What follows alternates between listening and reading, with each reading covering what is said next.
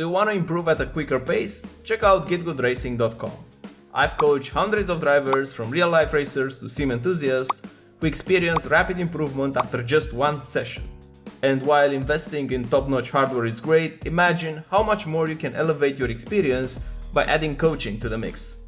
My methods are practical, aiming to break down complex concepts into easily digestible bits that are simple to understand.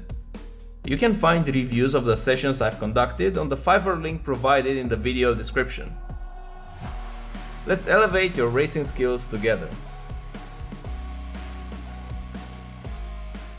Now for the track guide. For turn 1, what I'm using as a reference for turn in is this exit road on the right side. As soon as I pass it, I start to brake and turn into the corner. But what's important here to do is you want to find the minimum brake pressure into this corner, because if you're gonna brake very hard, you will kill all the momentum. So you really have to think about turn 1 and turn 2 as shooting the car deep into the corner and then managing it with the brakes, but just touching the brakes initially in the first corner, because you don't need a lot of brakes. So I'm not braking more than 30%, 37 here. And my checkpoint here is this part of the curb with the yellow sausage curbs. You want to be very close to this. And now I'm downshifting to third when going into this corner. I recommend staying in fourth. This was a big mistake from my part, and I will lose in this corner something like 1/1.5 tenth compared with what you can do when you don't downshift from fourth to third.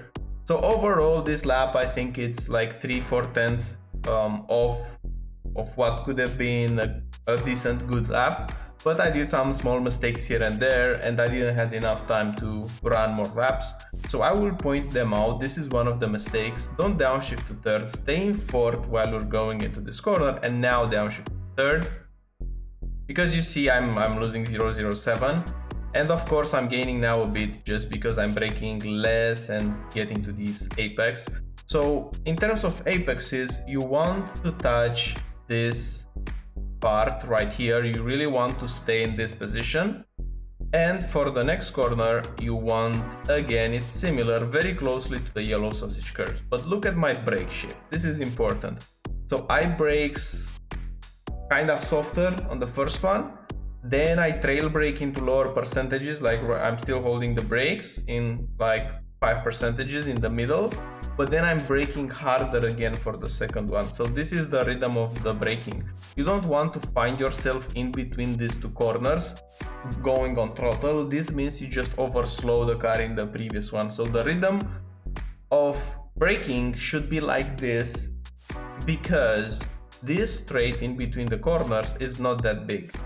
And because you don't have a big straight in between the corners, you can get away with staying on the brakes here. So just you can throw the car into the corner and then still trail brake into the next one. Just because these two corners are very close one to another, it doesn't make sense to overslow in the first one so that you will be on power earlier here, because you won't gain that time back just because how these corners are placed. And now staying very close to this apex, my reference here, and I'm still braking, is that I don't want to go to the left side of the pit exit white line here. If you will arrive more closely to the blue cone, you will cover a longer distance, and with these low powered HP cars, you won't get that time back. So the quicker line is going to be the shorter line, and it's going to be staying closer on the right side right now. And when I'm putting the power down, I'm going to 100% quite quickly, and I do a small correction, but it's not more than that. So you will see on your exit, you don't want to go on and off throttle. This means you are missing the apex. You want to apex late into this corner, and you will have to find a later turning point. But that's how I reason this corner. That's how I think about it. So whenever I'm here and I'm going on power, I don't want to meet this curb early, like at the beginning of this red sausage curb. I don't want to touch it in the beginning. Either I'm touching it in the middle, and notice that I'm using all of the curb. This is important. You want to kiss this red sausage curb, and then you will have a good exit right here. The next corner is in a way similar, since you have to apex late. I'm braking at number 5 here. So when number 5 is not in my windshield, I'm applying the brakes. You don't want to brake very hard, but you want to brake in a straight line and then turn.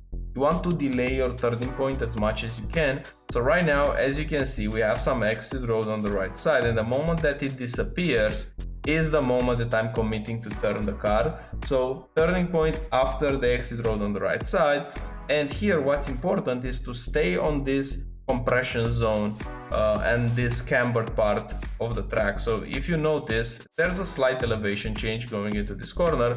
The one on the right side is a bit taller than the one on the left near the white line. So here you have a lot more grip because of that. So this part is very grippy. That part around here is not that grippy, and as a result you want to stay here on the inside, you want to stay glued on the inside. But what's important is to use this curb here. When the road starts to flatten a bit, go over this curb and almost touch the grass and cut it like that, because you will be able to maintain the throttle application and you will have a very good exit as a result, using all the track on the exit. The next chicane is quite tricky. First of all, you don't want to put your tire past the white line on the right side, because you will get a slowdown. It wasn't like this in the past, but they changed it. So stay on the white lines, that's the first thing. Now in terms of turning in, I'm turning at the third cone on the left side. So if you notice, there are these red cones. At the third one, I'm turning, so this is my reference right here. Now I'm turning the car into the corner and I want to almost touch the white line on the inside while staying full throttle. So you're not braking, you're turning it full speed into this corner. Then after you get past it, I'm applying like 5% braking right now, just to make the car point. So I'm still under brake, 1% braking. And then when I go on power, I want to cut this curb to the grass like this. This is gonna give me a good line for the next one, because in the next one I'm already back at 100% power and I want to cut it with like 100% power, but I do these corrections here just because I felt like the car wasn't pointing enough. So you will correct the way that the car will turn with your throttle. The moment that you drop the throttle, you will have more grip to the front tires, just because of the weight transfer. If you keep the throttle on, then the front grip will be lower. So if you feel like the car is not turning as much as you want, you won't brake. You will do the correction with the throttle pedal. And this corner here is similar to the previous one, like you want to cut this curve to go completely over it. And the moment that the car lands on the tarmac, like right now, I'm applying the brakes. I want to brake in a straight line right now. I don't want to turn while braking. I'm braking in a straight line because I want to go deep into this corner, so I can do more like a V-shaped line. Just because this corner is very long, you have to prepare it so you will have a good exit. So I'm braking in a straight line right now, steering wheel is straight. Now I'm turning a bit, but still I'm not turning a lot. I'm braking almost straight. And where I want to arrive is more like in the middle of the track, like right now. This should be your highlight in this corner. You don't want to stay glued to the right side of the part with the white line. It will hurt your exit. So because I'm more in the middle of the track, now when I go on power and my apex point is this green texture on the right side before the grass, this green texture, I want to apex around it and I want to hit it.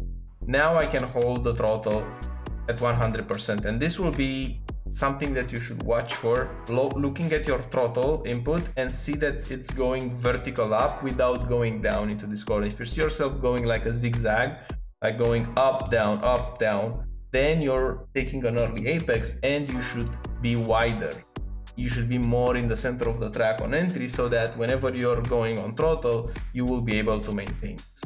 The next chicane is a bit easier because this one is flat out, you just have to cut it a lot, and this one you want to get very close to this red cone on the left side, the first one, but whenever you will arrive near it, you will do a lift in the throttle. Like right now I'm lifting, I'm very close to it, and now I'm putting the power down. So it's a lift in this corner and quickly get on power again, the same principle. You want to have the front end turning, and if you find that you will go flat out, the car won't turn as much, because in this corner you don't want to arrive all the way to the right side here. This is gonna be bad. You won't be able to take the corner properly and you will lose on the exit. So this lift is needed just to offset this. And for this corner, use this curb a lot. This curb can point the car very nicely.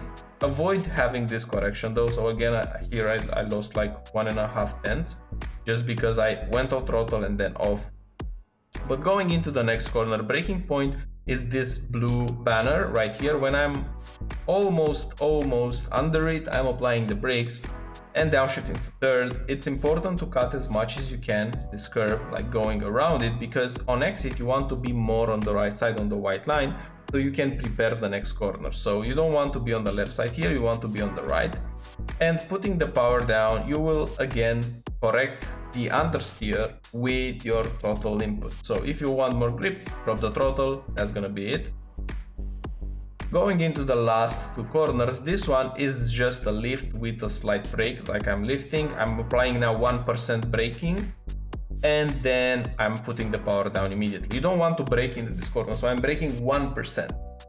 Don't brake like 5, 10, 15, 20%. It will kill the momentum. You can get away without braking in that corner, virtually without braking. I'm using 1% just because it builds the good habits to have a bit of load on the front end, but it's not that big of a deal if you just lift.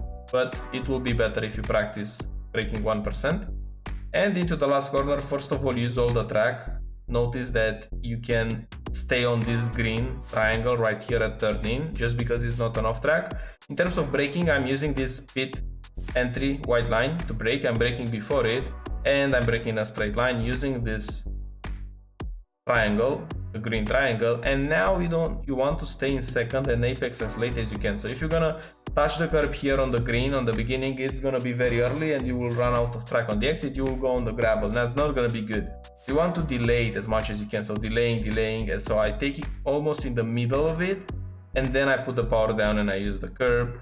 And this gives me a relatively good exit, just because it was a late apex. And in short, that's a track guide for MX5 this week. I hope you have a great week ahead of you, and I'll see you on the next one. Bye bye.